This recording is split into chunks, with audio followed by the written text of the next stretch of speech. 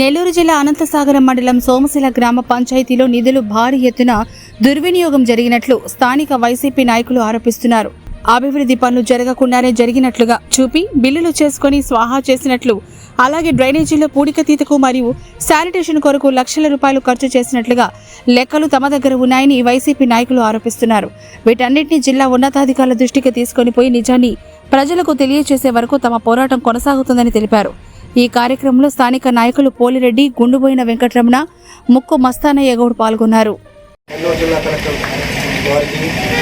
అదేవిధంగా జిల్లా పంచాయతీ డిపిఓ గారికి, డిఎల్పిఓ గారికి, ఎంఓ గారికి, సోమశిల గ్రామ వైసీపీ నాయకులు తెలియజేయగా సోమశిల గ్రామ పంచాయతీలో నిధులు భారీ ఎత్తున దుర్వినియోగం జరిగినాయి. ఇది ఏ విధంగా అంటే పంచాయతీలో పనులు చేయకుండానే లక్షలు ఈ విధంగా ఇప్పుడు నేను వచ్చిన 10th ఫైనాన్స్ డబ్బులు దాదాపు 10 లక్షల రూపాయల డబ్బులు దుర్వినియోగం చేశారు. వీటిపైన జిల్లా కలెక్టర్ వారు విజిలెన్స్ విచారణ జరిపి గ్రామ పంచాయతీ ప్రజలకు న్యాయం చేయవలసిందిగా మా పార్టీ తరఫున కోరుతున్నాను.